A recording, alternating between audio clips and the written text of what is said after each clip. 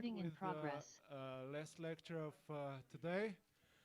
So Surjeet Rajendran will give us a course on other searches for dark matter, something like this. New experimental searches for dark matter. So please go ahead, Surjeet. I think this microphone is on. Yeah, okay. Yeah, I'm delighted to be here to actually teach people in person. So it's a pleasure. All right, so I'm going to talk about some new experimental searches for dark matter. Let me get rid of this thing here. Okay. So let's see what this is about. We're all here because we know the dark matter is a new particle as opposed to being a modification of the law of gravity. And pretty much like most other particles in the world, it's not unreasonable to suppose that the dark matter has non-gravitational interactions. If it has non-gravitational interactions, it's very important to try to detect them. How do I get rid of this thing in here? Stays there, so from okay. Maybe the.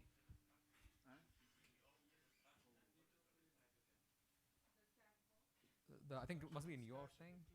No, because this is the screen which is sharing. Not that, right? It's. This should be in your computer. Yeah, it can't be in mine.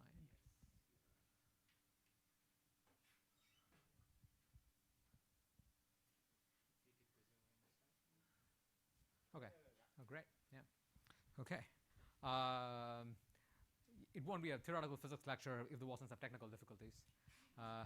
So the real question is, if it has these non-gravitational interactions, how do we detect these interactions? And the challenge, of course, in trying to detect anything about dark matter is that one reason why we call the dark matter dark is because it presumably has very weak effects with the standard model. So you need techniques with very high precision in order to overcome these very weak interactions. This is kind of where the story gets very interesting, which is that in the last 2 decades or so, if you look at this field of precision instrumentation, there have been some very impressive developments.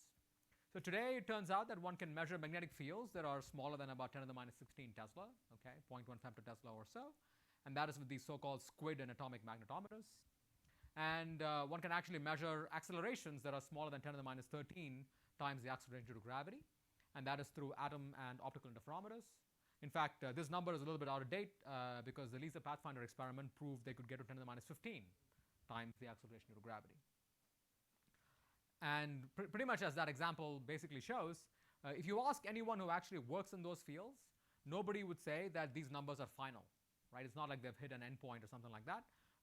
These fields, in fact, do witness rapid technological advancements. Every couple of years or so, these numbers get better by an order of magnitude or so. And people actually have ways to make them better and better and better. It's very reasonable that these numbers get better by a few orders of magnitude over the next decade or so, okay? So it's interesting to ask how we can actually use these technologies to detect new physics, and in particular the physics associated with dark matter, because we are trying to detect very weak effects. So what kinds of particles are interesting to us? And this is kind of where the question really becomes, what do we believe the mass of dark matter actually is? So I'm going to take a very theory-blind approach. I just want to know observationally, what do we know about the mass of dark matter? And you may have seen some of these arguments earlier in these a set of lectures, but if you fell asleep during that time, I'll give it to you again. So naively, you might actually say that the mass of dark matter could be anywhere above 10 to the minus 43 GeV, which is the Hubble scale. Anything above that would be a particle in our world. And the highest mass is set by 10 to the 48 GeV, which is that if the mass is larger than 10 to the 48 GeV, dark matter would be what is called a macho. It would bend a lot of light around the galaxy. And the fact that we have been able to see the galaxy quite nicely, we haven't seen anomalous lensing, puts the limit of 10 to the 48 GeV. So that's the maximum mass that dark matter could have. So in principle, it could be anything above 10 to the minus 43 GeV. There's one other fact we know about dark matter, which is that the dark matter actually fits in the galaxy. And the fact that it actually exists in the galaxy puts 2 non-trivial limits on its mass. If it's below, let's say 10 eV or so, it can't quite be a fermion. And that is because of Fermi degeneracy. As the mass of the dark matter goes low, its number density has to go up in order to accommodate the same energy density.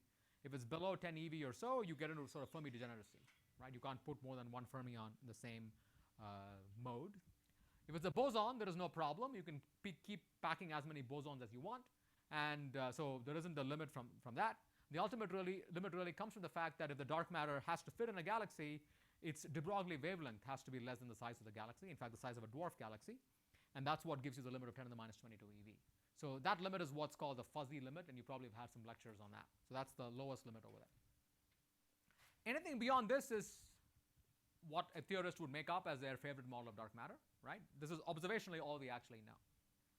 And one reasonable guess is that the dark matter may be tied to the weak scale of 100 GeV or so, because the standard model exists over there.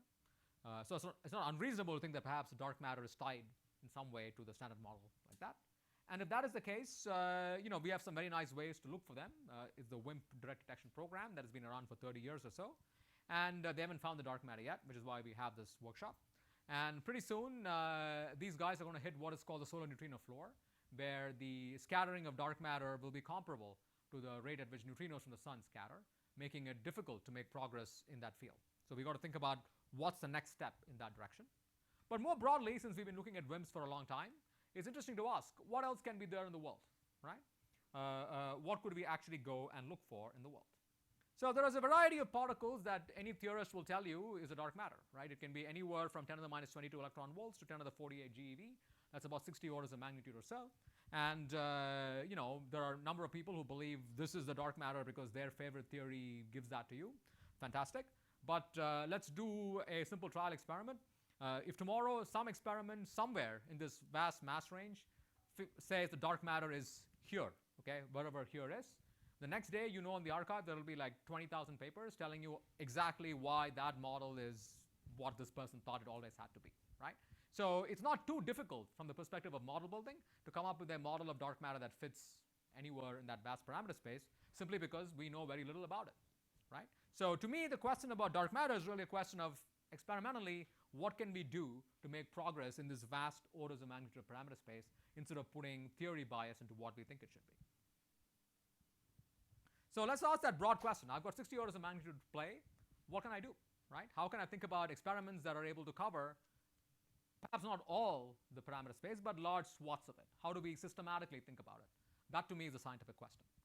So today's lectures, I'm going to talk about largely particles like axions, massive vector bosons, things of that sort. We'll also talk a little bit about WIMP experiments. And then in the next lecture, I'll talk about very, very heavy dark matter particles. So how do we make progress over this vast parameter space? So as I said, this is the outline for today's lectures. So in the first part, I'll talk about ultralight dark matter, that is dark matter with a mass between 10 to the minus 22 electron volts to all the way up to 10 to the minus 5 eV or so. How can we think about dark matter in that mass range? What can we do to detect them? Then I'll talk about new ideas to do directional detection of dark matter. This is actually for WIMP dark matter itself. As I said, WIMP dark matter is about to soon hit a problem, which is that the scattering cross-section of WIMPs will become comparable. The rates, rather, will become comparable to that of neutrinos from the sun. And the question really is, how do you make progress in that field? And then I'll talk about some newer efforts to talk about something called a magnetic bubble chamber, which is aimed at detecting somewhat heavier, like not too heavy, but dark matter that has a mass between a WIMP and 10 to the minus 5 eV. So that's what that's about. And then we'll conclude for today. So before we talk about dark matter, okay, if I'm interested in just very light bosonic dark matter, how do I think about light bosonic dark matter? Before we talk about dark matter, let's talk about a boson we know and love, which is the photon. Okay, so this is photons coming from a laser beam. All right, and I can think of these bosons as these photons as individual particles coming out of this laser beam. That's a perfectly valid description. But another equally useful description is that this laser outputs a classical electromagnetic wave. Right? I think of this as a classical electromagnetic wave. It's got some electric field. E is E naught cosine omega t minus omega x. And that is a good way for me to think about the photon. And one way to detect the photon is by detecting the time-varying electromagnetic field associated with it. So this is how we detect radio waves, right? If you have a radio wave coming in, you look for the time-varying electromagnetic field associated with the radio wave that drives some current in an antenna. That's how you detect it. So we're going to keep that thought in mind in trying to detect these very, very light bosonic particles. So how do we think about these light bosons as dark matter? What's the story? There are many of these production mechanisms. I'll just give one simple one just to get the point across. But here's the bottom line, right? Just like how with a photon there's an associated classical field, for any bosonic field there's an associated classical field with it. So we would simply say A of t, I guess, means an axion because that's an example of a particle I'm interested in. So we would say if the dark matter is a particle called the axion, there's a classical field associated with it. And so we would simply write that as A of t is A naught cosine mt. Okay? The main difference between the electromagnetic field and a particle like the axion, a massive particle, is that for the electromagnetic field, since the photon has zero mass, its energy and momentum are always tied to each other by Einstein's relationship, while for the case of a relativistic particle like the axion, I can have zero velocity. It can be very cold, right? So if I look at the classical electromagnetic field associated, the classical field associated with the axion, it's just some A naught cosine mt. That's it. I've set the velocity effectively to be zero. So if that is my classical field, what this looks like in the universe is that it's basically got a spatially uniform value, right? It has no dependence on space, which means everywhere in space it's got the same value, and the field is simply oscillating back and forth in time. So that's the picture you want to have in your head. So you want to say in the early universe, when the Almighty created the world, the Almighty just set a constant value for the axion everywhere, right? That's what the Almighty did. And in general, you would say that there is no particular reason why this field amplitude had to be zero, right? So when the field has a non-zero amplitude, there will be an energy density associated with it. And in many of these theories, it's not too difficult to get the energy density right. M squared A squared can simply be the energy density of the dark matter. So that's what the field would look like in one production mechanism in the early universe. There are many other production mechanisms as well. But no matter what the production mechanism, we don't live in the early universe. We live here today. And today, the axion is not going to be spatially homogeneous because it's fallen into the galaxy. Density perturbations grew. That's why you and I are sitting here. So this is a completely random field today. That's how you think about it, right? Like all kinds of stuff has happened to it. Even though it's a completely random field, you can talk about a correlation length for the field. You can basically say if the field has one value here at this point in space, how far do I have to go before the field value changes by order 1, right? For any random field, I can think about a correlation function. So if you think about that problem in Fourier space for a second, you basically realize that when the field value changes from 1 to something different, right, that is tied to the momentum of the field, right? Because when I'm changing the value of x, that's tied to momentum, right? So we basically know that the correlation length, which is the distance that you need to go before the field changes by order 1, should be inversely proportional to the de Broglie wavelength of the field. And that is, of course, 1 over mv, all right? So mass of the field times the velocity. Now, for an experiment, I'm not just interested in the correlation length. I'm interested in what's called the coherence time, which is essentially how long do I have to sit and measure the value of the field before the field value changes completely, okay? Now, the math here is pretty simple. The correlation length is 1 over mv, so you have to go a distance 1 over mv before the field value changes by order 1. The relative velocity between the Earth and the dark matter is also v, okay? So the coherence time, which is the time it takes for you to transit a distance 1 over mv, is then 1 over mv squared. That's the basic idea here. Now, this is where things get very interesting, which is, if you think about it, these particles, okay, I'll sort of give a list of these particles in the next slide or so, but broadly, these particles, axions or whatever, they come from very high energy physics, but even though they come from very high energy physics, their mass can be very low, so it's not too difficult to write down models of axions where there's an axion whose mass is a megahertz, okay? So the axion mass is a megahertz. You make use of the fact that the velocity of dark matter in the galaxy is about 10 to the minus 3. You realize that the coherence time is 1 over mv squared, and v is 10 to the minus 3, so it's about 10 to the 6 times 1 over m. So you realize that this coherence time for a megahertz axion is about a second or so, okay? So that's very interesting from the experimental point of view, because 1 second is a time scale that is useful for an experiment, right? I can think about measuring something for a second, right? So it's certainly true that in my online lectures, the student attention span is much shorter than a second. But at least for experimentalists, since we're making actual machines, it's not too difficult to construct some device that can measure a signal continuously for a second. So even though these particles come from very high energy physics, somehow their frequencies and coherence times are time scales that human beings can access with laboratory scale devices. And that's why it's interesting. So what we're going to do is come up with ways to detect this field. And by detect this field, I basically mean I want to detect the oscillating dark matter field. Much like how I'm going to detect a radio wave by measuring the time-varying electromagnetic field, which drives the current in a circuit, I'm going to think about what are the time-varying effects that could be caused by this oscillating dark matter field, and try to think about devices that can detect this time-varying effect. There is a natural possibility of a resonance, because of the fact that the coherence time, 1 over mv squared, is 1 over v squared times longer than 1 over m, the period. Okay? And v is about 10 to the minus 3, which means I can think of this essentially as saying there is a signal in the world which can resonate for 10 to the 6 oscillations before the signal changes dramatically. So I'm going to think about resonant experiments with a quality factor of 10 to the 6. So from the experimental point of view, that's what I have in mind. Okay. So let's ask, what kinds of bosons should we be interested in? So let me give you a theory pitch in the beginning. So I'm telling you that these particles can have any mass, 10 to the minus 22 eV to 10 to the minus 5 eV, right? 17 orders of magnitude in mass. So you might think clearly there should be a very large number of models one can write down. But let's be theorists briefly, and before I'll make fun of the theorists in the next slide. So briefly, when you are trying to be a theorist, you might say, look, these particles have such a light mass. And we've spent all these years talking about technical naturalness, radiative corrections, all that stuff. So if this particle is that light, it is not unreasonable to think that the reason why the particle is that light is set by some kind of symmetry, right? So you want some reason why the particle is that light. So you want to think about what kinds of interactions can a particle have so that it's protected by symmetry. And the moment you use the word symmetry, the number of ways in which a particle can interact with you are going to be very restricted, because the symmetry will prevent you from writing down arbitrary terms. So I claim there are only like 7 possible interactions. Okay? So I'm thinking about a boson. Let's think about spin 0 particles, scalars. So if you're a spin 0 particle, these are axions, particles with very weak couplings. They show up in many UV theories that physicists like, that theorists like. Not clear that the nature likes them, but clearly theorists like those. So if you have a spin 0 particle, we can think about how many ways can a spin 0 particle interact with the standard model and still have a light mass. There are really only 4 possible interactions you can write down. Okay?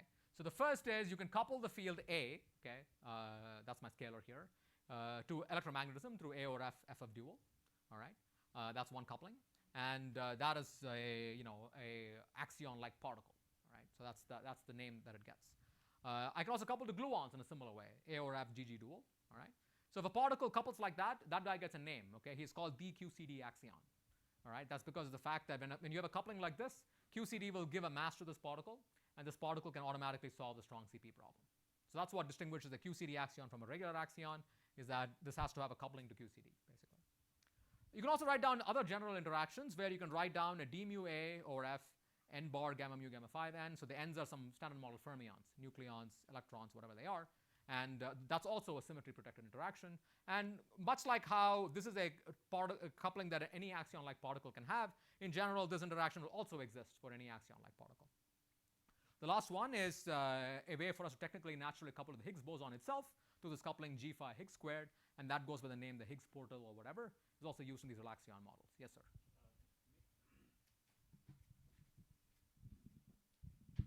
It might be a naive question, but why do you have a derivative coupling for this general axion? Yeah. Because I want this to basically be a protected interaction. So I don't want it to give a mass, right? So anytime I have a, good question. So all of these interactions, okay? So this one I've explicitly written out the derivative.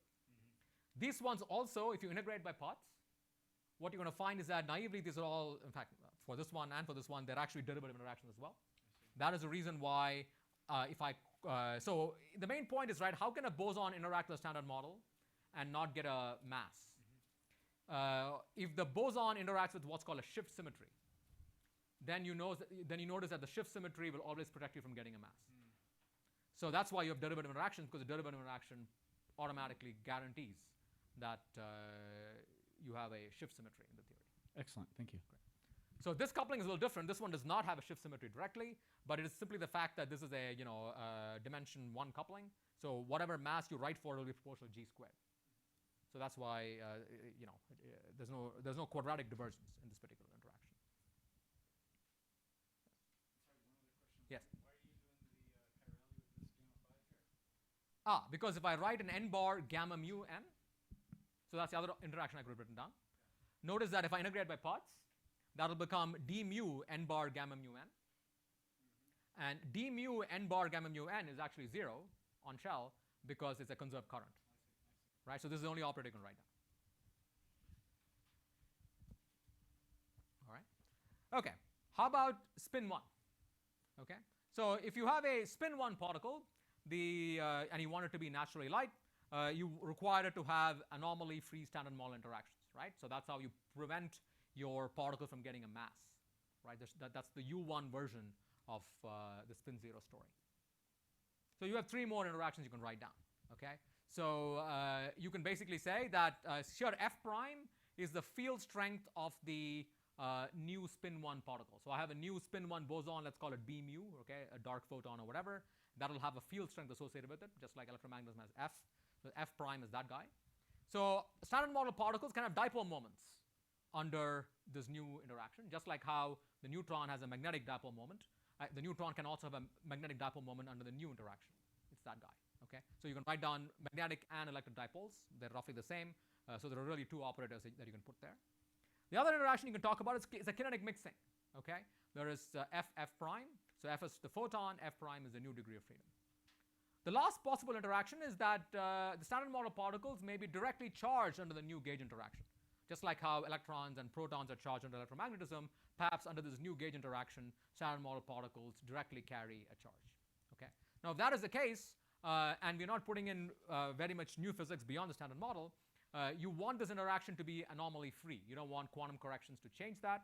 The standard model, there's only one other U1 that you can assign, okay? That's called B minus L, right? So the electromagnetism is one thing that we know is anomaly-free, and that clearly exists.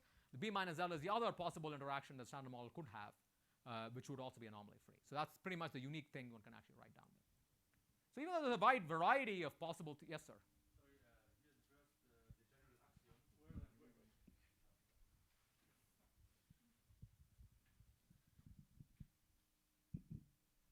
Yeah, this FF dual, yeah, is this in U1? Is a U1 gauge field? Or Yes.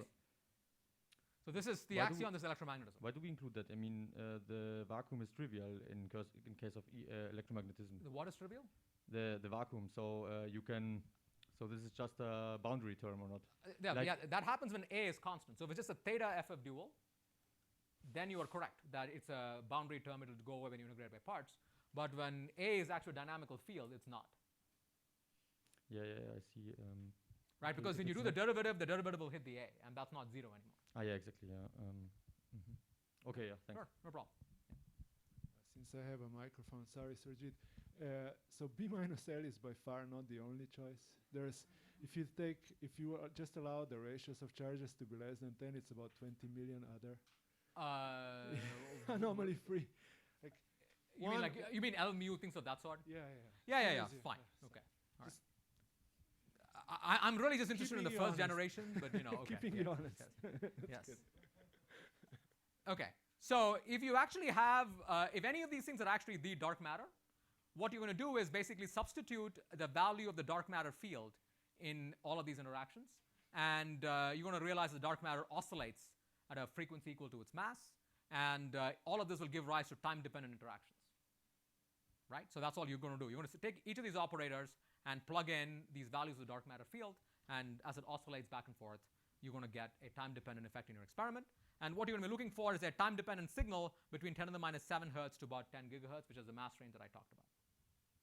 So this is the theory view of why this parameter space is not actually as wide as you might think it is. It is a relatively narrow set of interactions you need to consider. But, you know, technical naturalness. Who cares about technical naturalness, right? We have plenty of examples in the world, the cosmological constant and the Higgs boson, both of which are fine-tuned. The fact they're fine-tuned does not prevent them from existing. So our job as theoretical physicists is to look at what's there in the world, not to sit out there and philosophize. So let's ask this question. If you're a hard-nosed experimentalist, you can be like, your philosophy about naturalness is just wrong, right? So that's just true. Maybe some person will come up with technically natural ways to make understand the cosmological constant problem or the hierarchy problem, any of those things. But as an experimentalist, your job is to go and see what's in the world and let the theorists worry about what's natural and what's not. So if that's the case, you might be like, is there a much broader range of parameter space? Is there a larger set of things you might want to do? So as long as we restrict ourselves to the first generation of the standard model, which is the one that we can actually do experiments with most easily, it's interesting to think about what you might do in cases where you have the other generations. But as far as the first generation is concerned, there is a much smaller number of experimental possibilities for you to even pursue. Okay? So let's ask that question observably, right? So whether you believe in this technical naturalness paradigm or not, if you want to try to detect the dark matter in the laboratory, you have to ask what are the possible classical effects that a classical field can have on particles. So what can a classical field do to photons, electrons, protons, and neutrons, the particles that we have access to in the laboratory? So let's think about that, okay? So I'm going to say the dark matter is some oscillating dark matter field. That's what it is. And you can think about it a lot like a oscillating electromagnetic field, like a CMB, right? This movement back and forth. So the first thing it can do is that it can drive currents in a circuit, okay? It can also drive directly electromagnetic fields. So I won't talk about it driving electromagnetic fields directly because that's the ADMX experiment and you've probably heard about it elsewhere. It's not a new idea, okay? There's one thing that I'll miss here, which is a direct production of photons, okay? That's definitely there. So in terms of the newer effects that people have not conventionally looked for, you can essentially have this particular background classical field. It can drive a current in a circuit. It can cause spins to precess. It can exert forces on standard model objects. And it can change the values of fundamental constants. That's pretty much what a new classical field can do to standard model objects. Now notice the interesting case here, which is that if I drive a current in a circuit, that small current will create a small magnetic field. So I can imagine putting one of these fancy magnetometers, a squid magnetometer or something, next to that circuit and detect that small current. If I have the spin and the spin rotates, as that spin rotates, the spin has its own magnetic field associated with it, and that rotation will actually cause a tiny change to the magnetization of the sample. That's again something I can measure with a squid magnetometer or position magnetometer.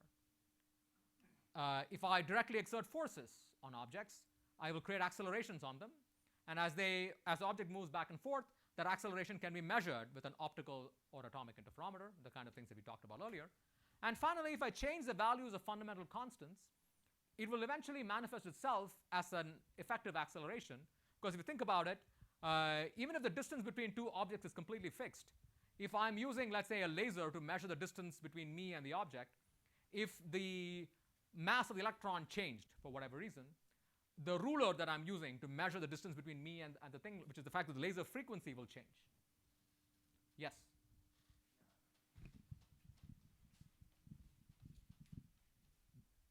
So in the case you just mentioned, with the constant changing, are they oscillating in time? Yep. Okay. All of these are going to oscillate in time. Okay? So what's going to happen is the fact that if I use a laser beam, let's say, to measure the distance between me and that door there, what do? I basically am sending a frequency from here. It hits the door, it comes back to me. And if the mass of the electron changed in the time that I sent it and received it back, right, the frequency would have changed a little bit. So it would seem like that door is moving away from me, even though it's actually not, right? My ruler has changed. So essentially these same ideas, we'll sort of discuss this later in greater detail, but I want to give you the overall picture. You basically see that using these optical and atomic interferometers, you can also similarly measure a change to fundamental constants. Okay? And these are indeed the wonderful technologies that have been developed in the last 20 years or so that one can really use for this stuff. So we're going to make use of these things to talk about the next set of ideas, how to do this.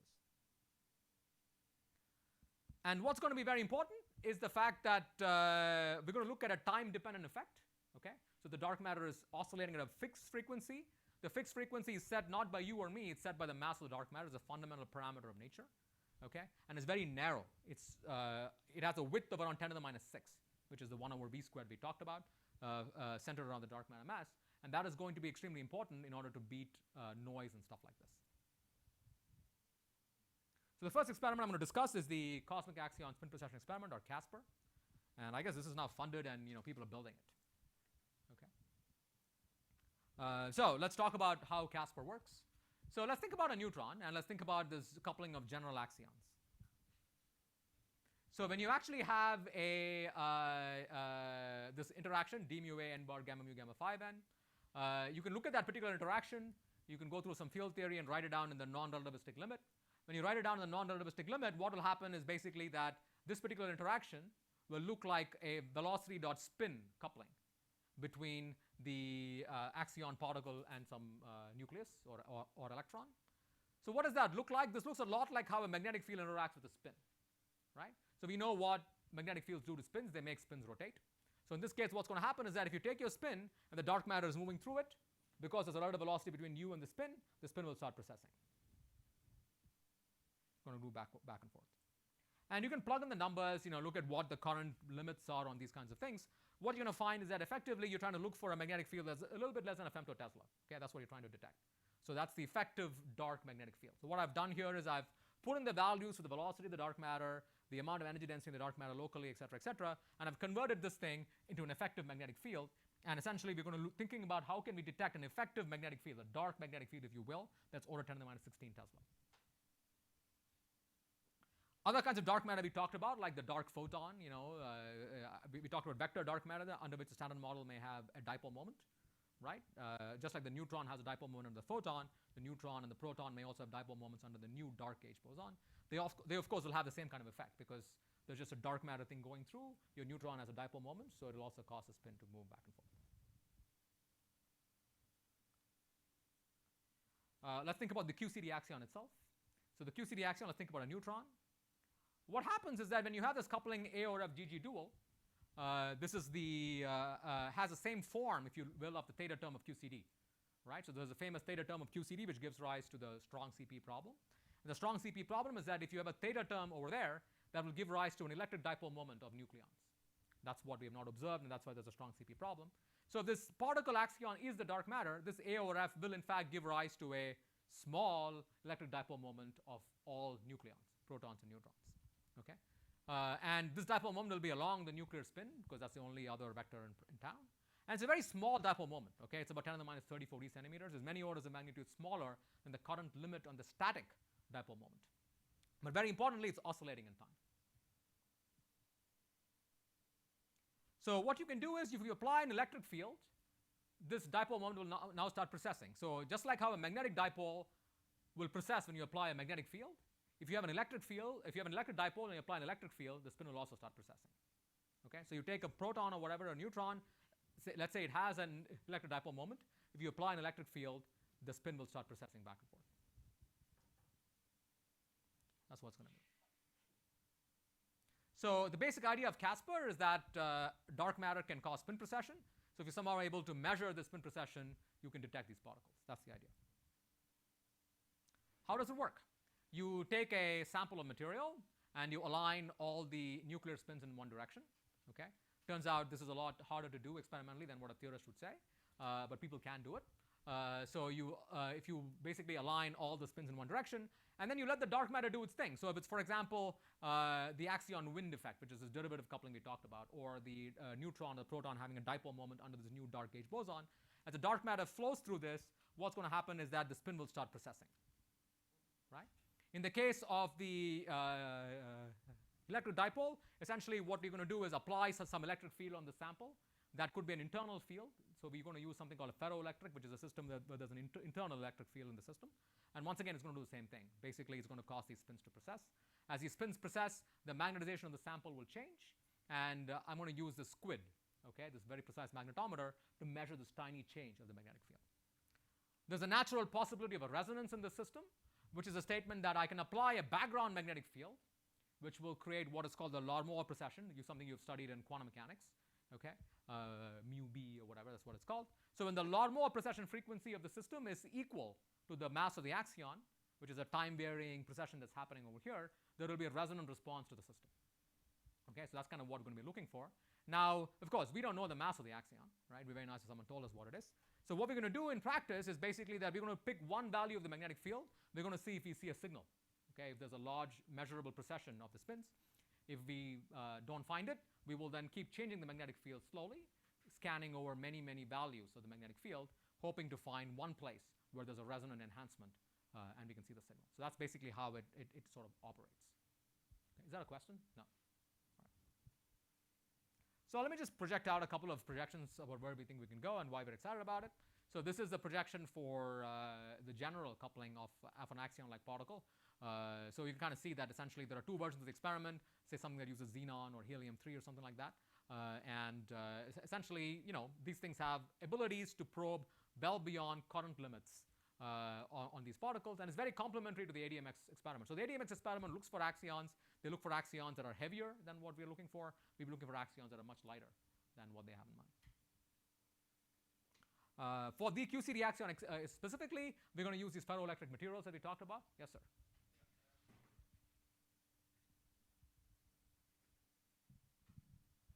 Just a simple question. Why the supernova 1987 constraints are independent of the axion mass? Oh, because of the fact that they produce at high energy. Right? So supernova 1987 constraints, they come from the fact that I'm going to produce these things in an axion and they leave the axion. So these are very, very low mass axions. And thus, there is no limit on that stuff, right? It's just set with the temperature of the supernova, basically. So it's for hidden photons that you're probably thinking about where there's a limit on the mass, not for axions. Okay. Yeah. Yeah, I was wondering, why can't you just keep varying magnetic field to get better sensitivity at even like higher masses? Well, basically, the largest magnetic field I can apply in the lab is 10 Tesla. So that gives me the highest frequency I can get to. I see. And then this behavior, why does it follow this? Very good. So there's a very interesting fact about why it goes like this, right? That's what you're asking. Yeah. This is due to the coherence time of the experiment. So we talked about the fact that I should have mentioned this earlier. Thank you for bringing it up. The coherence time, which is how long I actually have to sit and measure the signal, goes as 1 over mv squared. So the lower the mass, the longer the time. And typically, if I'm trying to sit somewhere and measure a change to a magnetic field with a squid, or this is what I'm doing here, the more time I have to measure it, the larger the response is, the smaller the field I can see. So that's why there is this behavior that goes like that. And you have no way of like combining, if you measure like in chunks, like to just observing for a year, like you have no way of combining the X signal to noise ratio for each of these chunks? So that's kind of what we do, basically, right? So when I say this, essentially, I'm saying that I'm assuming, I think we said 3 years per decade of frequency. Okay, thanks. Sure, very good question. Yeah, so as the gentleman correctly pointed out, if you look at this particular thing, we are very, the place where we're maximally sensitive is essentially lower mass axions. Right? So for example, anywhere where this red curve goes below this purple curve is where we'll be sensitive to the QCD axion. So we're going to be sensitive to QCD axions at 10 to the minus 12 eV or to 10 to the minus 9 eV, which basically corresponds to Planck scale through gut scale axions. And the sensitivity to lighter mass is precisely for this enhanced coherence time. Yes? Hi. What's this magnetization noise? Is it like the same thing as the neutrino flaw? No. The magnetization noise is the statement that if I take a sample of material and I have a bunch of spins, the spins will sort of randomly fluctuate, right? Yeah. So that random fluctuation will also look like noise in the sense that, so I'm looking for a change to the magnetization of the sample. So the spins are wobbling around. That wobbling around will also look like a signal to me. Right. So that's the intrinsic quantum noise, if you will, in the system. So anything to the bottom right of this triangle, you can probe it with like Casper-like experiment? Yeah, anything on below this, I can't probe with Casper. So magnetization noise is a fundamental limit. So yeah, if you want some detail, so there are a couple of lines here, right? So this red line is what we would call is a magnetometer limit, which is the limit set by what is the best, smallest magnetic field I can measure with a squid or something like that. The magnetization noise comes from the fact that if I take a sample, my sample itself will have a wobbling magnetic field, okay? So if I get better magnetometers, I can keep moving this red line until it hits this red dotted line.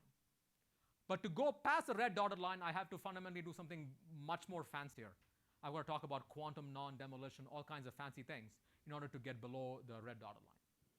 But this magnetization noise is a random thing, Yes. whereas your signal is like a coherent thing. Yes. So if you were to integrate for long enough, can That's you right. like just average Yeah, if it you out? integrate for long enough, you can, but basically then I need to know the mass of the axion, right? Because essentially we're talking about an experiment one would want to do in, say, 3 years. Oh, okay. So, I would be very happy if it was a grad student willing to integrate for 50 years. But, that's just me. Okay, cool. Thank you. And on the low mass, do you run into detector resolution issues, or can you get all the way to minus 22? Well, so eventually what will happen is the fact that we'll run into like low frequency noise. Okay? So one of the very important things about this entire game is the fact that you want to think about ways in which you want to suppress noise in general. And it's a fact about the world that if you're operating at like high-ish frequencies, noise from human beings and all this other kind of stuff can be kind of suppressed. It's kind of naturally smaller. The lower you go, the larger those things get up. So what we can say is that in principle we should be able to go somewhat below, right? I think we can probably go to maybe a hertz or so, but below that it gets more and more complicated. It's not impossible, but it just requires more thinking about how to do it properly. Thank you. All right, so Casper is now this plot is kind of old, but Casper is in construction. There are two places where it's being built. One is in Boston University, and the other is in Mainz, actually. And all I can say is that stuff's happening, and we're hoping to make progress and cover more and more parameter space.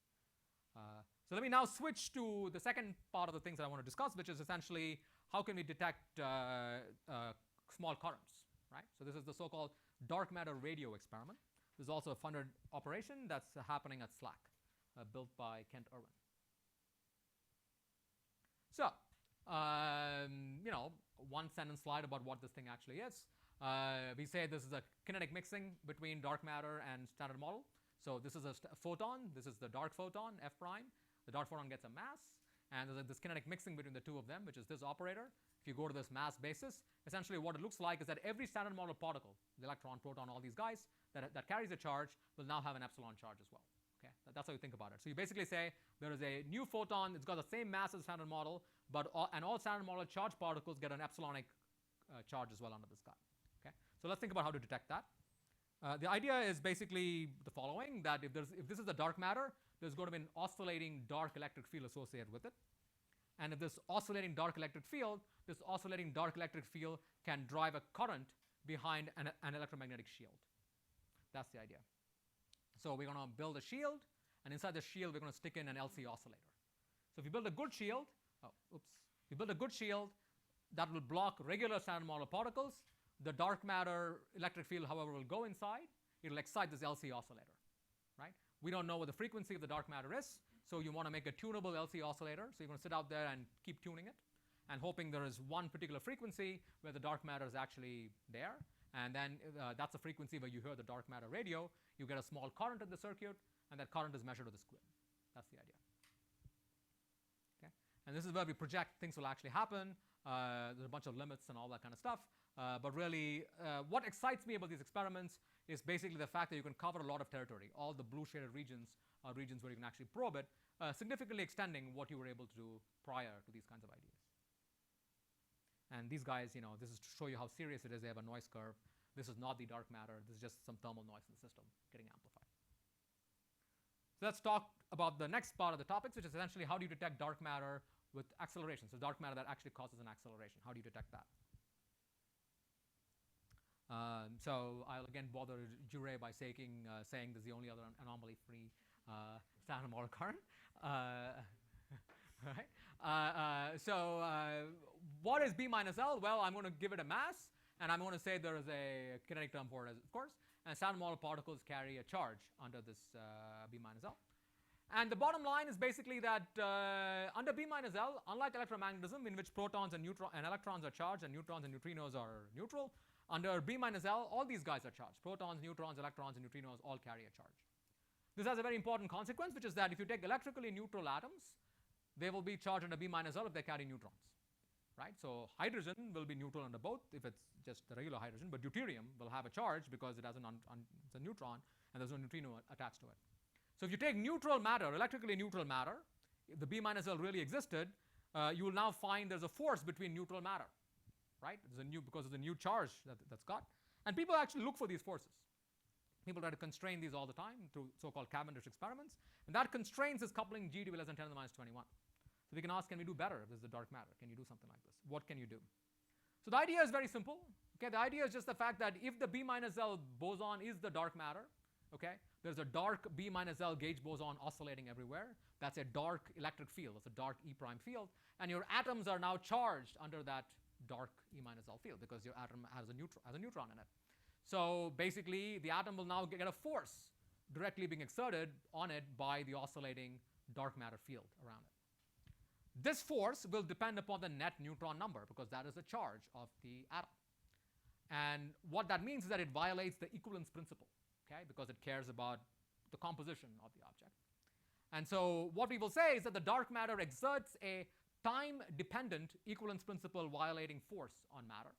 The reason why I say this is because there are lots of experiments that look for equivalence principle violation. So by thinking about this as a time-dependent equivalence principle violation, it helps us understand what experiments one can use to constrain and search for this kind of stuff.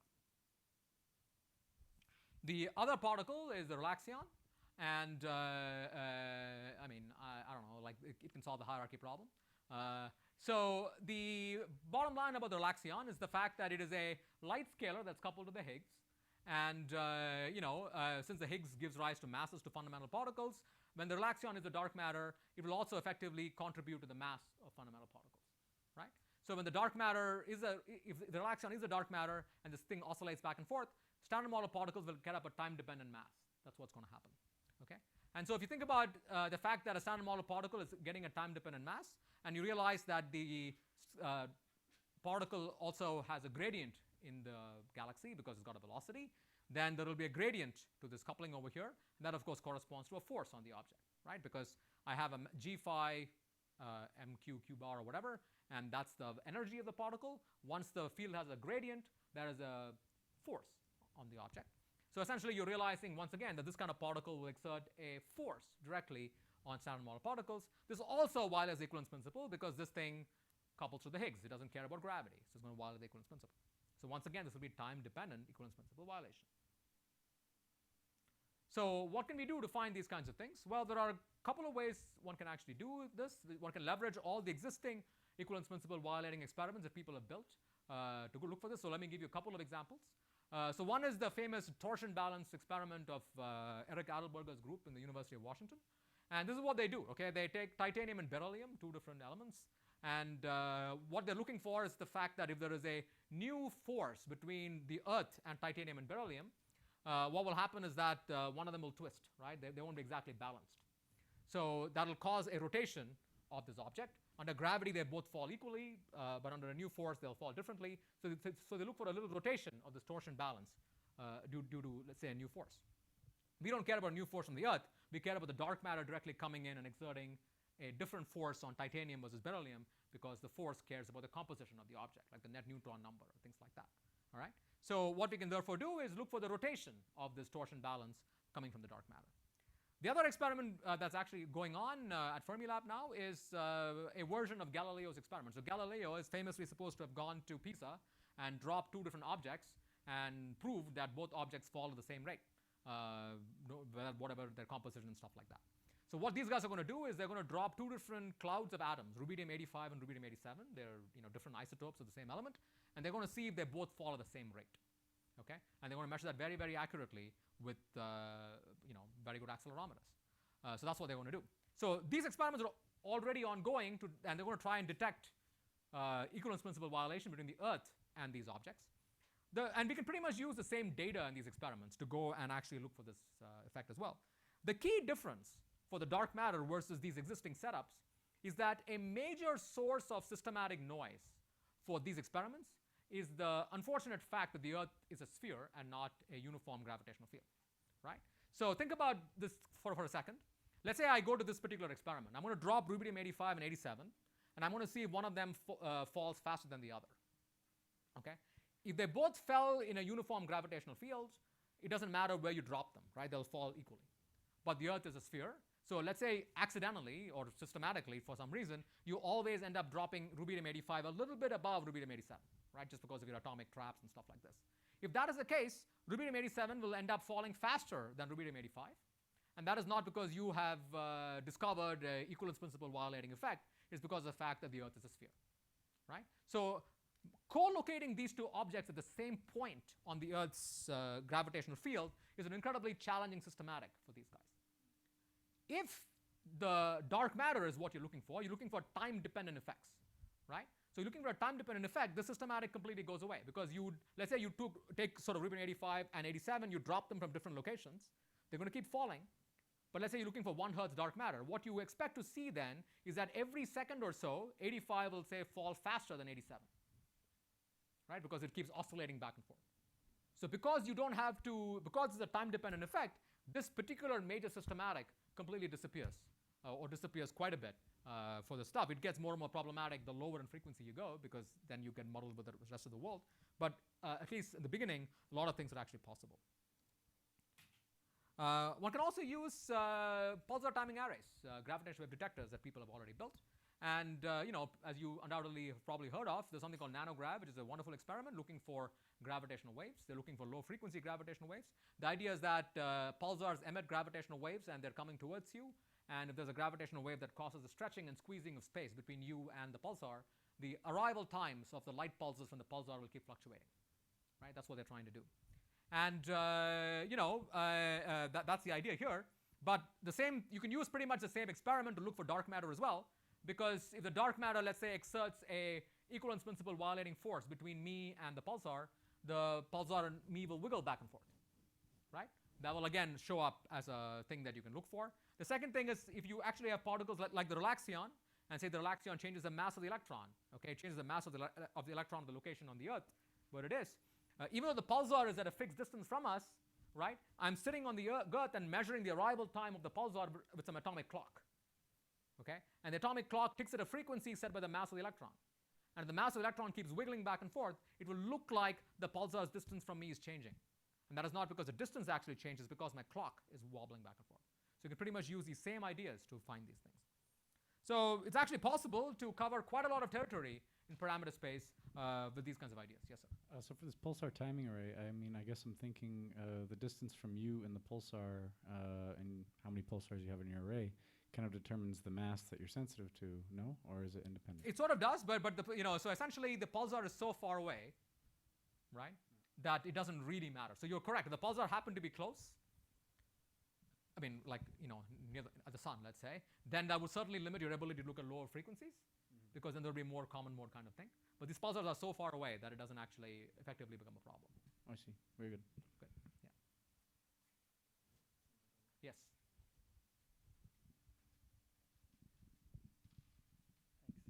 I was wondering if, since the pulsars are like order of kiloparsecs away, do you have to worry about the fact that the dark matter distribution is a little bit different here than on Earth? Very good. So in reality, no, because essentially as long as you are moving relative to the pulsar, you will still see it. Right? So you're correct that in general there's a complicated thing about what's happening on that side, but there's no reason for that to exactly map what's going to go on the Earth. It will generally be something totally different. So it's an order 1 effect in general. Okay, thanks. Yeah. So again, the point is there's lots of parameter space you can cover. Right? That's what's exciting about this. All right, so let me switch to the second half of my talk, which is essentially what we're going to do about WIMPs. All right, we're going to hit the neutrino floor pretty soon. How do we make progress beyond the neutrino floor for WIMPs? And what are we going to do about, I've talked about these kinds of things, right? Axions, hidden photons, all these things, classical field dark matter. Those, if you notice, they're actually between 10 to the minus 22 eV to about 10 to the minus 4 EV, okay? And here's an interesting question. What are we going to do about dark matter in this range, right? Why can't we use these same ideas that have worked, that seem to work, okay, at these low frequencies to look for dark matter in this region? Okay, what's fundamentally going to block that? And this actually goes back to the issue we discussed earlier, which is this business of coherence time, right? So in an experiment, I have to sit there and wait for some time to actually see a response. The dark matter comes in, it shakes something, my sensor has to react to that shaking, and that's when I can actually see what's happening. The larger the mass of the dark matter, the shorter the coherence time. It goes as 1 over mv squared, okay? So if you actually think about dark matter at 100 gigahertz or so, its coherence time is about a microsecond. All right, and that's something one can actually go and do experiments in. And as you go to lower and lower frequency, that coherence time gets very long, 1 million years. So you have no problem sitting there as long as your grad student lives long enough to actually go and do that measurement. But as you go to higher and higher frequency, this coherence time gets smaller and smaller and smaller, and thus you just don't have enough time to build a response in your signal before the dark matter becomes completely different. So how do we think about detecting dark matter in this range? Because the energy being deposited over here is going to be too small for conventional WIMP experiments. At the same time, the signal is not coherent long enough for us to actually go and acquire it. So how do we think about that? So that's the next couple of things I'll discuss. So we're going to talk about directional detection of dark matter with crystal defects. That's with these guys. So here is the issue, right? Neutrinos exist, right? So if you think about neutrinos and WIMP dark matter, they pretty much have the same scattering topology. They're going to come and hit, your nucleus or whatever, and then the neutrino and the dark matter will just leave without scattering again. So all it's going to do is come and hit a nucleus, and the neutrino in the dark matter goes out of the detector without scattering again. This is unlike typical backgrounds like protons or whatever, neutrons, which will scatter a couple of times, so you're able to veto them. Neutrinos in dark matter do exactly the same thing in your detector. And there's the anthropic fact that the sun exists next to us, which is good, and the sun produces neutrinos. And you can go and calculate what that is. And basically what you see is that you're about to hit the solar neutrino floor quite soon for the case of essentially low mass WIMPs. Okay? So how can you make progress beyond that?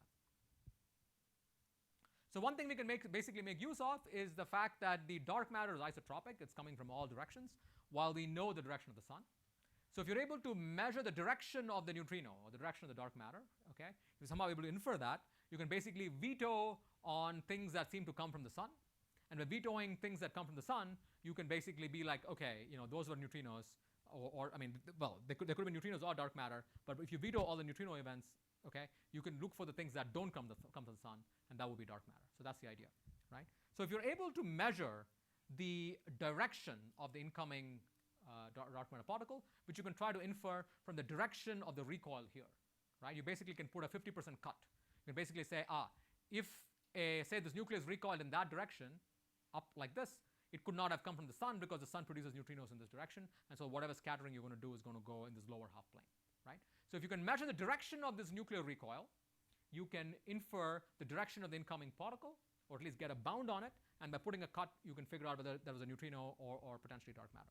The challenge in doing this is that if you're going to talk about WIMP dark matter, you got to essentially, given that they've measured these incredibly low cross sections already, if you want to be even in the business of detecting dark matter, you need a very large target mass, right? So the question becomes, how are you going to get directional detection, okay, at this of this recoil in this very, very large target mass? So what is a signal? What does it even look like? So let's think about a solid. Okay, I need like solid state densities to even be in the business, or liquid. That's fine too. But I'm going to think about solids. So what happens? The dark matter or a neutrino comes in. It hits a nucleus. The nucleus is going to move forward. And as the nucleus moves forward, it will scatter multiple times. As it scatters multiple times, it's going to create a bunch of damage in the crystal. Okay. Now this shouldn't surprise you, because when a WIMP or a dark matter scatters, I deposit about 5 to 10 keV of energy, and 5 to 10 keV energy is very large compared to lattice potentials in the solid, which are like tens of eV. All right. So basically, I've put in 1,000 times more energy in this one particle than what the lattice potential is. So this guy is going to move forward and do a bunch of damage. It's like taking a bullet and shooting it into a, like a piece of wood or something. As that bullet goes through, there's going to be a telltale track in that bullet that tells you which direction it came in from. Right? And by making use of a bullet analogy, I've proved that I'm a US citizen. Okay. Okay. So it turns out that if you do the simulation and see what actually happens, you will find there's a telltale damage cluster, okay, which is localized to within about 50 nanometers. Okay, so if you take this few keV particle and you smack it into this particular crystal, it'll move forward, create a bunch of damage, and the damage all exists within 50 nanometers. So if you're able to take your solid and look at 50 nanometers length scales, you will see there's a pattern that tells you what direction the recoil was actually in. Okay, so we can do a simulation, and essentially you're going to find that when this damage trail happens, you end up getting something like order several hundred lattice vacancies. So essentially in that 50 nanometer region, the lattice is completely screwed up. Okay, it's got like 100, 200 lattice vacancies, interstitials, all kinds of things, and that damage cascade is very well correlated with the direction of the input ion. The challenge, of course, is that at the nanoscale, this is a very high signal to noise, because I take a very nice crystal, okay, maybe only a few defects per 50 nanometer cube or something like that. I have done this shooting, this sort of dark matter coming and scattering. Locally, my signal to noise is 100, okay? But it's all very, very narrow. So I need a nanoscale sensor to actually go and see what's actually going on. So let me tell you about this interesting technology of nitrogen vacancy centers in diamond. There are other technologies as well, but this one is something that has been well developed, so that's why I'm going to talk about it. So the nitrogen vacancy center in diamond is something that people have measured and developed over the years. And here's the idea: you've got nitrogen, and so you take a carbon lattice, okay, which is diamond, and you put in some nitrogen in the thing, and you create like a little vacancy next to it. So this is just done by bombarding your sample with some electrons. It sort of does a bunch of damage and does this kind of stuff. What does this look like?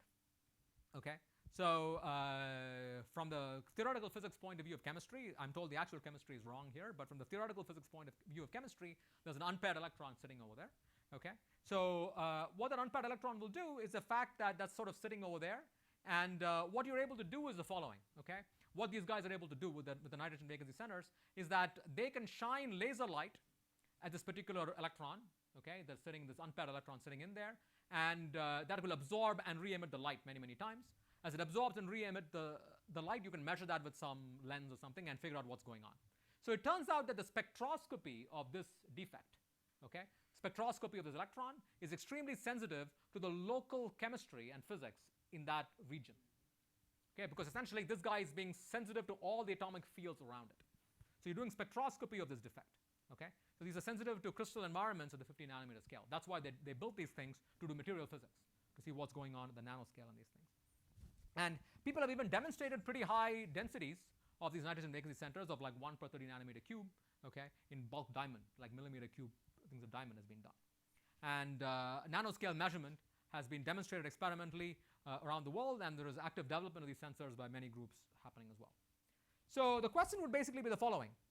Okay, so I know that if I take a solid and the scattering happens, there is going to be this nanoscale signal in that solid. Is that something that I can measure with an NV center? Okay, is that possible? Now you may also be asking this question, look, maybe it is the case that the signal actually exists, right? That I do have these wonderful nanoscale sensors, I've created this little bit of damage, and but what is this guy talking about? He's talking about trying to build a dark matter detector with diamond. Right? I already told you that we need a large target mass, and to do this, like a ton or something like that. So can I even get 1 ton of diamond, right? And even if the DOE gave me money for 1 ton of diamond, maybe I'll go to Nevada, do something else over there.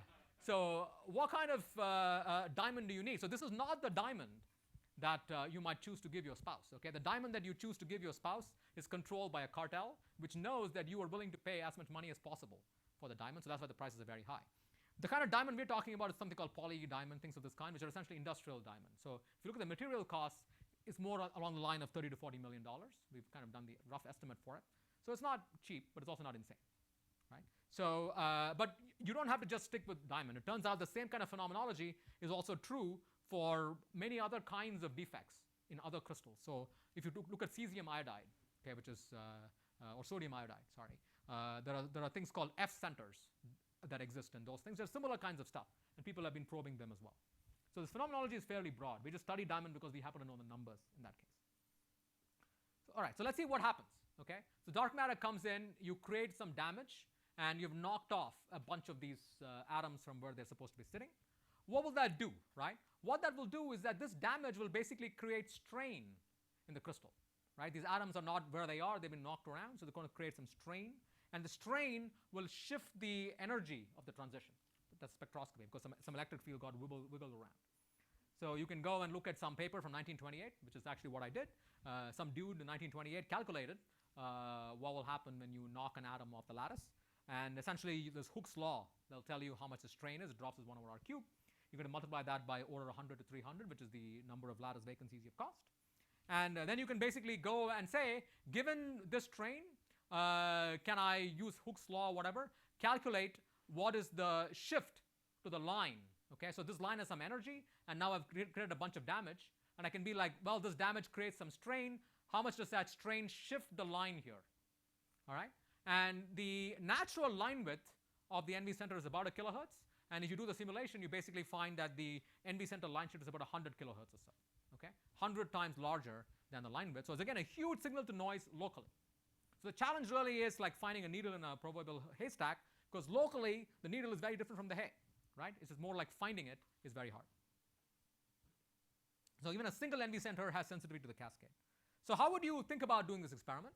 And the way the experiment would work in principle is basically that you think about this detector as essentially a segmented detector, where we're going to think about a large area, maybe a meter square or something like that, an area with a thickness of about 1 millimeter, and we're going to stack them up one by one.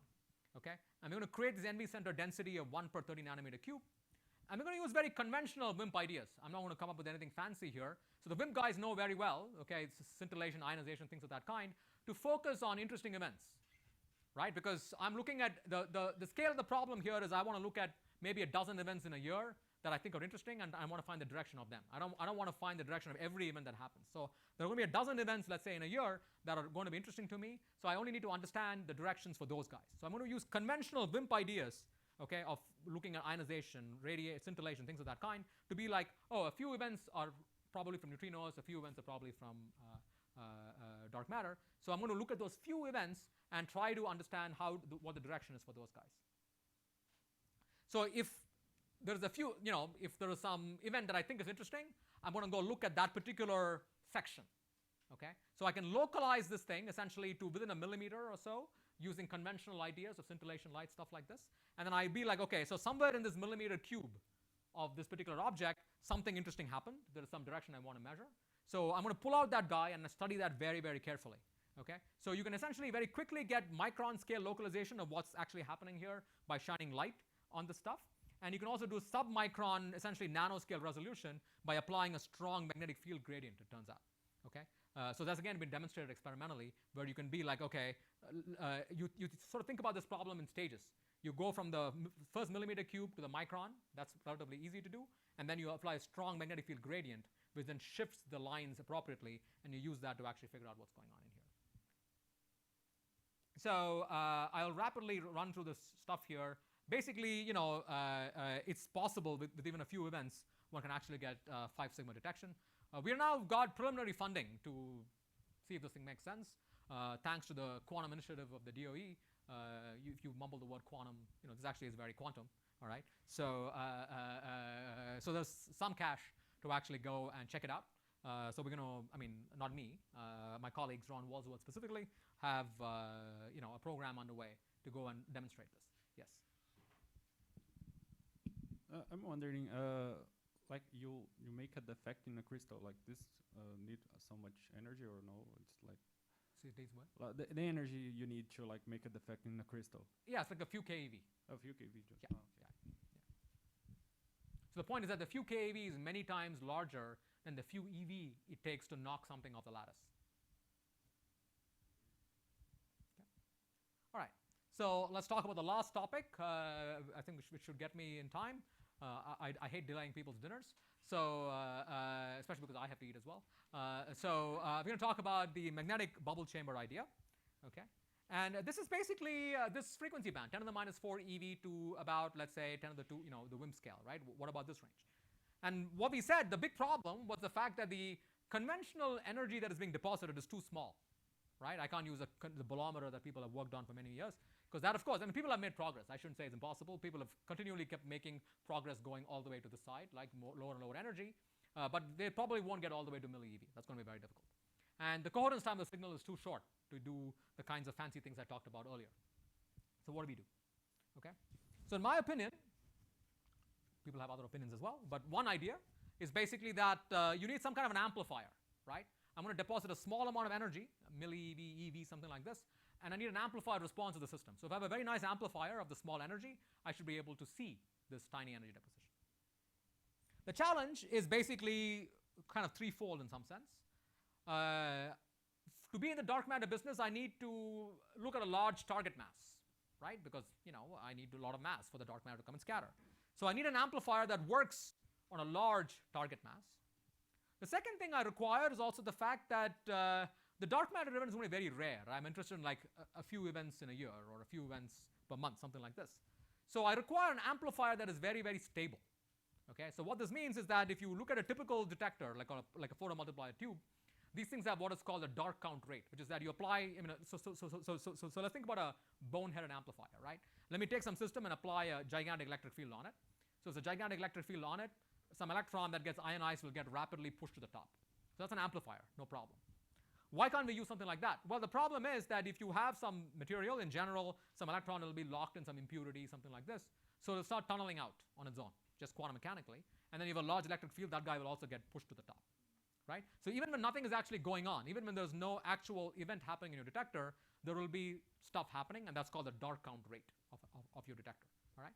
So what we therefore require is a system that has very good stability. The amplifier by itself, unless energy is deposited into it, it needs to be stable for a very long time. So you need a very stable amplifier. Okay? So how do we do something like that? So here is a, let's say, an idea, all right? A cartoon for now. So let's think about the following concept. Suppose I take a system and I have all the spins aligned in one direction. Okay? Let me apply a magnetic field in the opposite direction. When I apply a magnetic field in the opposite direction, every one of these spins is now in an excited state. Okay? It's got the Zeeman energy, which is the spin coupling G mu B. Suppose the dark matter comes, it scatters, it deposits some energy. As it deposits some energy, let's say it causes these spins to flip, right? So this spin that's pointing up now flips down. As it flips down, right, this spin, remember, used to be metastable. So as it spins flip down, it will release the stored Zeeman energy in the system. And that Zeeman energy can now go and to the nearby spins, because it's heating, and also causes the nearby spins to also flip. So you can create what is called a magnetic deflagration or burning of the material. So essentially what you've done is that it's like I take this thing and I deposit a little bit of heat, the spin starts flipping, and the energy released by that flipping goes nearby, causes the spins next to it also flip. So you have essentially done something like this. Okay? The entire system now starts flipping. All right? So that amplifies the deposited energy, because when I deposit a small amount of energy, I now got a gigantic response to the system. So it's a lot like a bubble chamber. Right? Now the thing is, okay, this is a theoretical physicist talking about it. It sounds like some crazy shit, right? Does it really happen? I mean, you know, and how stable is it? Is it really happening? All right. So this brings up the idea of what's called a single molecular magnet or single molecule magnet. What does it take to have this phenomenology actually work? Notice that you cannot do this in a ferromagnet. Okay, if you take a ferromagnet, if you try to do something like this, it won't work, because the spin-spin coupling is very strong in a ferromagnet. If you try to flip a single spin in a ferromagnet, the spin wants to go back to what it was, because the nearby electrons don't want to flip because of it. Okay, so you require weak spin-spin coupling. Okay, the spins can't be locked to each other. At the same time, you need large density, right? So if I try to use a gas of course has weak spin-spin coupling. But what you want is the fact that when one spin flips, the heat has to efficiently get conducted to the nearby guys so that they also flip. So you require a system where you need large density. At the same time, you have to have weak electron-electron coupling. All right? So this is why there are people in the world called chemists. All right? So what you need is what is called an organometallic complex. So what's an organometallic complex? I have no idea. I'll tell you, this is a cartoon. All right? So an organometallic complex is actually a system where there is a large metal complex. That means there's something like 12 magnesium ions or 8 ion guys, whatever, all stuck together.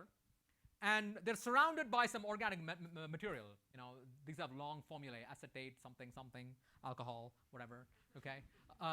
So what does it really do, right? What this really does is basically it creates weak spin-spin coupling, because these spins are now not right next to each other. They're a little bit further away from each other because there's some organic material around you. But the organic material has no problem conducting heat. So you have solved both these problems. Okay. And that's why it gets a name, in the sense that each molecule, okay, you can think of this as a metal complex as a molecule, each of these guys acts as an independent magnet, hence the term single molecule magnet. And these are actually recently discovered systems. The chemists discovered them in the late 1990s, early 2000s. There are about several hundred of these that are known, and the chemists have ways to make large samples. Okay, it's not too difficult to make, apparently. You can buy parts from Amazon and do it. In fact, people have bought parts from Amazon and done it. And this particular crazy phenomenon that I just talked about, right, where I deposit a small amount of heat in one part of the system and it causes the entire crystal spins to flip, has been experimentally demonstrated. It's very well studied in manganese acetate complexes, it turns out, and there are also many other things where people have started investigating it. So what's the basic physics, and let's see how it makes sense for dark matter. All right. So how does the system work? How is the stability, etc., working? So the system is supposedly described by effectively, this is even true, by a two-level Hamiltonian. So when there's no background magnetic field, there are two states: spin up, spin down. They're both degenerate. Okay? And turns out that due to the chemistry of the system, there's an energy barrier between them. That is this U effective that lives up there. When you turn on a magnetic field, what's going to happen is that one of these states goes up in energy. Right? So that's the metastable state. This is the ground state. But you turn on the B field you turn on should not be so big that it goes above the barrier. You just create this barrier like this. Okay? So what happens is that if you place a system in the metastable state, this guy wants to decay, but to decay he has to go through a tunneling barrier. So the lifetime is set by some exponential of the temperature of the sample and this barrier potential, whatever that actually is. Okay? So what you realize is the fact that at low temperature, these states can be very, very long-lived. But then if you increase the temperature a little bit, right, not by a couple of two, but maybe an order of magnitude, something like this, right, due to the dark matter heating, localized heating can very rapidly increase the temperature. It can completely remove this exponential barrier, which will then cause the spin to flip very quickly. Okay? So that's exactly what you want. You want something that is stable because at low temperature it just lives for a long time because of the exponential barrier. You put a tiny amount of heat, removes the barrier, the thing flips. So what sets the energy scale? What energies can we actually probe with this stuff? So let's think about how that physics works. So what we're going to say is that I'm going to take my single molecule magnet, this crystal that I created, and I'm going to initially heat a region of size lambda, okay, to some temperature T. Two things can happen. When you take the system and you heat it up, heat can diffuse from that region. And as heat diffuses, it will lower the temperature. And that's one possible process. That process will certainly happen. The other thing that can happen is basically that the temperature can cause the spin to relax. Right? That's the other thing. The temperature went up, was high enough, it's going to remove that barrier potential, it's going to cause the thing to flip. So both of these processes are possible. The spin can flip and release energy and increase the temperature. The key point is the following. Okay? The heat diffusion timescale depends upon how large of a region you made hot. All right? So think about it. If I heat up a sample, heat will diffuse out in a random walk. Okay? So if I make a region of size lambda hot, it takes the time it takes for it to move out of that region scales as lambda squared. So empirically, this is the fact that if you're trying to cook small pieces of chicken versus a large amount of turkey, all right, the chicken will cook in a few minutes while turkey takes several hours. Right? This is the problem I have at Thanksgiving, which is I have to wait for a long time for the turkey to cook. And that's because the turkey is about 10 centimeters in size and takes several hours, while small pieces of chicken will cook in a few minutes. Okay? So this scales as lambda squared. All right? So the larger the region gets hotter, the more time it will take to diffuse. While this relaxation time is independent of lambda. It doesn't care about how large of a region I made hot. It just cares about the barrier potential and the temperature itself. Okay? So what you basically realize is that this process where you want these spin flips to happen, right? That's what you actually want. You want the heat to get deposited. You want the heat to cause the spins to flip instead of going and diffusing out. Right? So you realize that as long as I take some material and I make a large enough region hot, right, this time scale will eventually become longer than this time scale. And when that happens, when this time scale is shorter than this time scale, what's going to happen is that the spins will start flipping. And as they start flipping, they'll release their energy. That energy will go to the nearby guy, cause them to flip as well. Okay? So the deflagration will occur as long as we heat a sufficiently large region to this temperature. So that's basically what sets the detector threshold, right? You basically look at parameters like this tau naught, which is the intrinsic relaxation time of the system, and you go look at this barrier potential. They will basically tell you what is the minimum amount of energy that you need to set the detector off. And then there are just various tables you can go look at that the chemists have created, where they've got the barrier potential and the T naught or whatever, and then you do this calculation based upon the things like the heat conduction of the system, stuff like this, and that'll tell you what threshold, what is the smallest amount of heat you need to set this off with. So you put in the numbers, okay, you can get something like 10 to the minus 2 eV threshold, very low threshold, and it's very stable, as we talked about, because in the absence of energy deposition, this guy will be very stable. Okay. So there's one more important thing that this kind of detector would need, which I didn't talk about earlier, which is that not only do you need the ability to have an amplifier in a large target mass, not only do you need that amplifier to be very stable, you also need it to be the case that the reset time of the amplifier is short. So what do I mean by the reset time? We know that a typical dark matter experiment, the events that are happening are not going to be due to dark matter, they're going to be happening due to radioactivity. So anytime a radioactivity thing happens, your detector will go off. Right? It'll be like, oh, energy happened, these spins will start relaxing. And then you can use very conventional ideas to be like, that's not a very interesting event for me. But every time that event happens, I have to reset my amplifier to the ground state, right? Because I need to be detecting the dark matter again. So if it took me a long time to reset the experiment, to reset my detector, so in a sense, my spins flipped, so all the spins are now in the ground state, right? And now I want to run the experiment again, which means the spins need to reflip and become the excited state again. If that took a long time, I would not actually be able to find the dark matter, because every time a background event happens, I am losing time simply to reset my experiment, right? So I need an amplifier that is stable and has a short reset time. So let's see how to handle that in this particular case. So this is actually a big problem for these bubble chamber guys, by the way. So the people who build bubble chambers, the typical ones, they have to have sort of reset their bubble chamber every time something happens, background event happens. And the lower in threshold they go, the harder it gets for them, which is why they can't quite do it. So let's see how we can get around this problem. We hope to get around this problem, right? So here are some thoughts about how we do this, how we think we can do this. So your typical background that you actually have in your experiment is going to come from high energy MEV radioactivity, right? You don't need anything as fancy as this to tell you something like this is going on. You just use very conventional ideas, right? You basically be like, oh yeah, this guy produced a bunch of charge, a bunch of scintillation or whatever. So I'm going to use those particular standard things to be like, that's a background event, okay? I don't care that this is some event, this is a background event. All I want is to know that every time I get a background event, I don't want to reset my whole detector. So how do I do that? So there are a couple of ideas actually.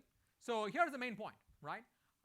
Because I have these fancy squid magnetometers, I don't need the entire meter cube of a crystal or centimeter cube of a crystal to flip for me to know that an event occurred. As long as a small part, as long as enough of a small part of the crystal flips, I will know something has actually happened. So with a squid, I can essentially realize that when like a 10 to 100 micron region of this crystal flips, I know something happened. What I can then do is I can shut off the external magnetic field, because the fuel in the system that actually goes off is the magnetic field. So I can be like, this event happened, let me turn off the B field. If I turn off the B field, that's it. There is no longer, I've removed all the energy from the system. So the entire crystal will no longer relax.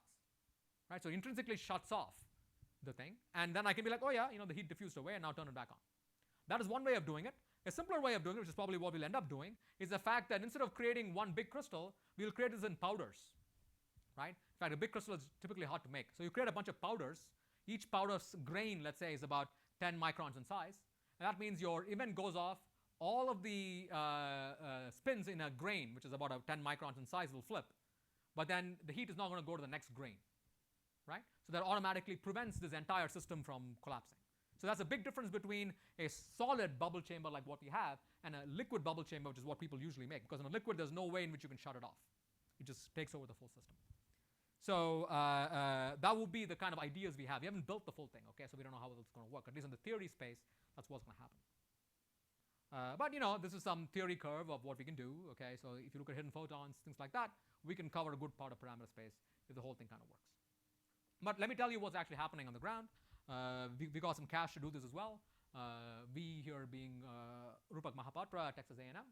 So we sort of first thing we tried is basically, okay, the chemists have done the experiment where they take a single molecule magnet and they apply heat on one side, and they can actually see that all these spins relax as you turn, but with a very conventional heater, right? So the question is, does this work with radioactivity, with just sort of particle detector? So here's the experiment that we did, or not me, Rupak did. So we're going to do the following thing. We're going to create a system that's a Hall sensor. This is a magnetic field sensor. It's not as good as a squid. And there's a sample, okay? And the sample is placed next to a radioactive source. So the sample is a single molecule system. And we actually have two samples. I've only drawn one of them there. So we're going to take two of these samples. There's this manganese 12 acetate, the thing that people have studied. And next to one of them, I place a radioactive source. And the other one does not have a radioactive source next to it, right? And what we're going to ask is the following. What happens, right? I'm going to sit out there, and I'm going to see try to measure a change in the magnetization. So initially, I polarize my sample. All the spins are in one direction. I know what the magnetic field is. I'm going to wait for some time and see if the magnetic field direction flips. Because the flipping of the magnetic field direction would indicate that all the spins relaxed. So what we find is basically this is the data, right? The red line is the sample that was placed next to a radioactive source. The blue line is a sample that did not have a radioactive source next to it. And what you see is that in the red line, right, there's a jump in the magnetization, which corresponds to the fact that all the spins there flipped, while in the blue line, nothing actually happens. So what this shows is the fact that the radioactive particles that were produced by the source went and hit that guy, deposited that heat locally, and caused this thing to flip. All right. So all I can say at this point is that it turns out that manganese 12 acetate is not a particularly good. Yes, sir.